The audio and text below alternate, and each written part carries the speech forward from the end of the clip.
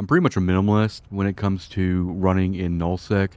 This is a series I've been wanting to do for a while, and this is really just about tracking ISK earning as a solo player in Null-Sec, and this would be day one. But I'm going to kind of go through the equipment that I usually bring out with me, and we'll talk a lot in this episode essentially about activities and kind of priority and what my goal per day or per month is when it comes to just ISK earning with a single character. Now, obviously, like everything else in Eve, you can, scale to a crazy amount when you add more and more characters to everything. But for me, and if you're a viewer of this channel, then you understand that I like to do everything kind of with as minimal characters as possible. So, in terms of just assets, I usually run this Tengu for ratting. Just it can be even just like hubs. Just doing like a massive amount of hubs can do quite a bit, and I like doing ratting like that because that ISK is just straight to wallet, and we'll be tracking my wallet as we kind of go through this series and everything. And then I'm also running a let's go and simulate this procure. This procure right now is set up with deep core mining with Mercox's crystals, and really a lot of the mining I'm doing in Null-Sec is usually very focused. So Mercox is a really good thing to go after because it's high value. When I do industry and things like that, then I'll go after things that I need to complete certain tasks. But for the most part, if I'm just kind of hunting ISK, and that's what I'm really doing in this series, is just maximizing the amount of income we can make per month. Having a procure is cheap. This whole fit right here is 171 million. I take this thing out a couple times to do Mercoxis, and it pays for itself. And then also, I usually run a buzzard for data relic sites. The reason I do this is because relic sites are really, really, really good money for the time invested.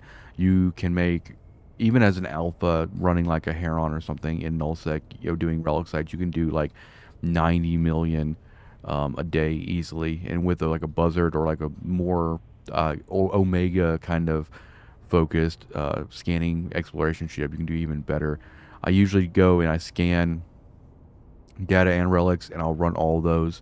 If it's low end DED sites, then I'll run those with the Tengu usually. But I try to stay keep things pretty simple in terms of ratting and exploration. But this is also exploration, and with this buzzard, just adds a whole lot more to the kind of daily or monthly ISK that kind of gets stockpiled up. And then I have the crane is essentially my go-to travel ship, and what I kind of use for PI. PI is really important for this setup. I am currently going to be producing basically mechanical parts. Mechanical parts are in high demand in Null-Sec. That way, because of fuel blocks and things like that. Now I can pretty much make any PI I want. I can even go on a single character up to like robotics, which also work towards fuel blocks, but I choose not to, just because of the more levels you're gonna have to stack on everything. I usually just stop at mechanical parts. They're not the highest value for PI, but your outcome your output per month is really nice, and the point is to actually sell them locally. So even if you can create PI with whether it be like P3 or P4 or whatever, and you plan on exporting it out to JITA, it's almost better to not pay freight costs and try to sell that stuff locally. That way you don't get stuck with because like right now with the situation I'm in, I can only the maximum amount I can bring back to JITA in a like a jump ring service is like 110,000 cubic meters, and minimum freight cost minimum is 80 million. So you have to basically take whatever the value of the item or the items or the freight load that you're taking, and I basically have to take like 80 million off of that. But by doing by actually just doing mechanical parts, I know that I can sell it locally. I don't even have to travel out of system. I can just kind of get rid of that stuff for people who are making fuel blocks. So that is the main focus for PI. As far as items go, as you can see, I've did some a lot of experimenting with PI. I've got some viral agents, biomass. Biomass is one of the one of the highest P1 as far as ISK per M3. Viral Agent is one of is the highest P2 for ISK per M3, and then also I have my stockpile of mechanical parts that we're kind of running. Spare drones. These spare drones are really for the Procurer, and then I have extra missiles and stuff for the Tengu. And then these medium core defense ones and these medium Arcoxis rigs are spares, because if I want to go to like another system and do some mining there, and I don't really want to like gate the Procurer, this allows me to actually repackage everything into the crane, and then when I get to where I'm going, I have the rigs to kind of throw on.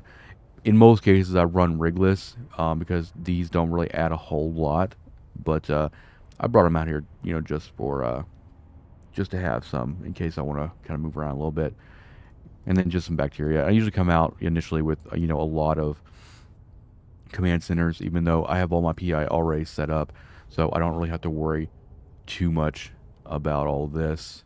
All right, I'm going to talk a little bit about the kind of the day-to-day, and like this series is going to be like kind of a day in the life of a Null-Sec living. I know a lot of people are interested in kind of what the day-to-day lifestyle of Null-Sec, especially a solo player, is. But essentially, I'm going to kind of walk through like the activities that I primarily focus on to kind of help get to a certain point. Now, in terms of like ISK goals per month, I've done with my main back in like December or so. I did roughly, I want to say like anywhere, which just really depended, but 8 to like 14 bill a month. And that was doing like really high end DED sites and stuff like that. But I think the goal for this character really is to just try to do 10 bill as a single character. And we're going to get there mainly by ratting. And ratting being like probably hubs, a lot of hubs, and probably rally points. And we can do these as much as we want, right? We have an upgraded system, so there's really no limit on what we can kind of do here. I think I would say over the course of the entire month, I would expect this to contribute somewhere in the neighborhood of like 2 bill or so towards that 10. And then we have PI. PI right now is going to be essentially our passive income, and we're going to be contract selling this stuff. So we're making mech parts, and the reason we're making mech parts is because they're really high demand because of fuel blocks and stuff like that, and we can essentially contract sell them locally, so we don't have to worry about export cost or anything like that. And right now, with my PI setup, I have a spreadsheet where I calculate all this stuff. I can turn out probably probably about 1.2 billion with that as well. If we decide we want to kind of like plus up the PI side of things, then we can adjust. But I feel pretty good about, and even if we don't, like, that's the thing about mechanical parts, is even if we don't end up selling them, and we do have to like kind of look towards maybe more export, we could technically kind of expand it a little bit. We could actually modify our character, our 6 planets, into going straight to like robotics. And if that is the case, then we would already have a good stockpile of the mechanical parts that would go into that. And then we have basically data. I'd say data relic sites are a pretty good source of income as well. These can technically be like if you really kind of go out there and find them, you can get like upwards to like over 100 million a day and everything. But we probably won't be hitting them that hard. It just kind of really depends on availability. I don't necessarily like to have like really strict rules for data relic, because some days you can just have no good data relic sites, or you can have them and they're cherry picked and things like that. But I would say that you could pretty much do like 500 million a week. So I would say that this would probably contribute roughly 2 bill towards the kind of overall monthly thing. And so right now, between ratting, PI, data relic sites, we're already at a little over 5. And then you have mining. Mining being our main focus would be Merc, and we can do, if we're really diligent about the Merc mining, we can do it like pretty much every week, and probably turn about like probably about 300 or more. Well, actually, probably more like 500 a week for the most part. Yeah, it just kind of depends on if anybody else is mining it and how often we're actually going out there and doing it. So I'd say, we'll lowball it. We'll say 1.5 bill on that a month. So we're slowly getting there. And then you could do. I'm not really planning on doing industry here. I'm researching BPOs, but a lot of the value in industry out here is doing crazy amounts of volume, and if you want to make any sort of money with manufacturing, then every other activity you do in the game needs to kind of support that. And we're not trying to exclusively go down that kind of manufacturing chain, especially if like the market or the ability to sell it locally is kind of hit or miss. So as you can see here, if we have a 10 bill goal and we're just doing like these four main kind of activities, the really nice thing about ratting is this can be scaled pretty high. You can even go up to 5 bill here. So this is kind of like our ringer. We can essentially, if we are getting further in the month and we're a little shy on where we want to be, we can just go out and do more ratting essentially, or we can go out and hit data relic sites a little bit more. But 10 bill, if we can manage to do 10 bill in the first month with this character, that would be really good. I would say, even if you're out here doing this as well, 5 to 10 bill is probably, you know, if you're in that range, you're doing pretty well. Especially considering the fact that, like, if, let's say you're trying to use that ISK, you're trying to change over to Plex and like Plex yourself as well. Then once you actually get past like that, whatever it is, like 2.4, 2.5 billion for your Omega every month, then you have everything above that is basically income. So that's kind of, I wanted to just kind of walk through the kind of basics of like what I got in my head right now. This like I said, this series is going to be tracking wallet. So we have another planet we're about to set up, and we were at like 7 million, but like 7 million was basically from Project Discovery. I guess that's another thing I should talk about is Project Discovery. It's a pretty good amount of ISK as well because of all the stuff you kind of get out of it. But that's kind of a passive thing that I really don't do. I'm not really diligent about it anymore. But as far as like starting as a starting point for this episode, we right now are at 650,000. And what we'll do is every episode and everything will kind of be tracking that, tracking ratting ticks and stuff. But right now I'm gonna set up to kind of cap this first episode off. All my PI is set up right now on 5 planets. So what I'm doing is I'm doing 2 planets of precious metals. I'm doing 2 planets of reactive metals, and then I have a process planet for mechanical parts, which has 24 factories. But I have a additional planet slot that I am going to kind of run a little experiment on because I like doing experiments. They're all nice and fun, and I'll kind of show I'll walk you through the kind of setup there and what I'm thinking and all that to kind of round this video out. All right, so normally I don't recommend going from like P0 or raw all the way up to P2, but for this experiment, we're essentially going to be setting up a planet that's going to go all the way from raw to nanites. Nanites are a little bit higher value P2 than mechanical parts. It gives us kind of something nice to look at every day and kind of check progress and stuff like that. So what I'm going to do is we're on a barren planet right now, and our target is essentially going to be reactive metals here, and then we need bacteria as well. So we have a good spot on the planet that roughly in the same area we can get a good amount of things here. I have my spreadsheet up, which allows me to know exactly what I need for every building. But we're essentially going to start off with the launch pad. And then what I'm going to do is I'm going to drop an extractor up here and an extractor down here. We'll go ahead and link these together. And I'm going to go ahead and actually get these started here.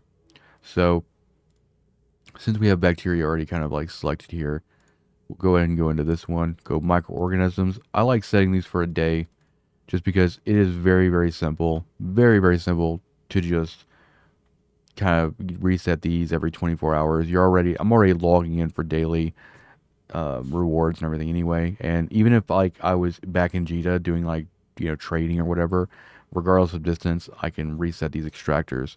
Now, for the way I'm going to have this configured, we can only have 4 heads for each. I'm going to go and kind of spread these off here. So we're going to be looking at a little over 500,000 for raw a day. So we're going to hit extract, and then we want to go ahead and route this. We're going to be passing everything through the launch pad. And the way we're going to have this set up is we shouldn't have to worry too much about the launch pad filling up. Now for this guy, this one is going to be for base metals, which is going to be up here. Essentially going to be the same setup. Bring this down to a straight 1 day, and then with 4 extractor heads as well. We'll just bring all this kind of roughly in the area. Try to get it roughly around the same as the other one. So about 546,000 there. We'll go ahead and start that and route that, and we're done there. Now all that's left is just basic factories and advanced factories. Now, the way this works is the basic factories will run every 30 minutes. So in order to get all of one type of P1 for an hour run on the advanced factory, we essentially want 2 basic factories for each P1 input for every advanced factory. That sounds confusing, but I'm going to hopefully kind of help you guys understand what I'm talking about here. So essentially we're going to be doing 8 basic factories. So we're going to go for, I'm going to try to separate this a little bit so it's like kind of visually, it visually makes sense. So right here, now I'm going to go ahead and link these. We want these links to be as short as possible, so it's actually better to go down and over instead of diagonal. And then just try to keep them like on the, actually I don't want to do that. I want to get rid of this link here. Decom this link, and we want to go up. I really don't like, I guess we did it on this one, but I guess it doesn't matter. I really don't like connecting to extractor in case I have to move them. But since I did it up here, I guess I'll follow the same pattern there. All right, go and set those up. So now essentially what we have is this one is going to be set up for, we're going to go to this side, reactive metal, and go and install all the schematics for reactive metal, pointing them all to the launch pad here. And then, as you can probably guess, this side is going to be bacteria, and we're going to do the same thing. Point all this bacteria to the launch pad. And then we just need to set up the input routes, and we'll be good to go. So we can just go here, kind of move this over a little bit so we can see what's going on. Go to routes. So we're going to start with basic metals. Just kind of go down this side. This will get all of the P1 factories set up. Now, if you've done PI in the past and you understand the kind of the mechanics here, you could probably see where we're going with this. We're going to end up having 2 advanced factories that will create the nanites itself. Now, we won't be able to fully set up. We might be able to fully set up it. I don't know. We'll see. All right, we'll go and save this. And then now we can go and plug in our, I'm going to put one, I guess we'll put one here. You want to keep everything kind of roughly close to the launch pad because you can't just like do a straight line setup because the further you go away from your endpoint, there's actually like a distance limit here. So here we're going to go find our nanites right here.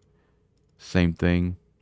We probably need to link these, huh? That'd probably help with the whole setup. All right, and those are set up. Now we just need to, that's already producing nanites. Gotta make sure I have that, yeah, linked. Nanites to Launchpad. Cool. And so now we actually have stuff incoming. So you can see we have bacteria incoming, and you can do this thing where you can go to like any of these incoming routes and go reactive metal, create route, and then we'll do the same thing with bacteria. So incoming, create route. That means that we essentially, when we're done setting this up, we can kind of just walk away from it, and it'll just kind of do its thing as the cycles complete. So grab another bacteria incoming and go there. So essentially what this means is like these are going to basically create enough reactive metals every hour to support both of these every hour. If you only wanted to run one of these factories, then you could essentially cut the amount of basics in half, because these are going to run twice an hour. So every hour, these 4 will produce all the required input for this. Now, we're going to get roughly 5 units per hour out of each one of these. So we're looking at about 10 nanites per hour. So I'll probably end up doing the calculations for that. But we'll probably in the next episode, we'll kind of look at this. I'm probably not going to touch this until the extractor is completely done. I'm not going to export out of it at all. The idea is let the extractor essentially act as like a benchmark timer. So once this 24 hours expires, we'll look at what nanites in the value we have kind of sitting in the Paco to kind of finish off the experiment. If it's something we want to continue doing over the course of the month, then I'll probably end up doing that, because nanites are pretty decent. If I ever get into doing, like, I do have a nanite repair paste BPO out here. It's fully researched. If I do decide to pivot and kind of start making nanite repair paste, we have a good stockpile of nanites on hand for that. But I figured I'd just kind of show how a raw to P2 kind of would look like here, and that'll be pretty much it for this episode. Thank you for watching, and I'll see you in the next one.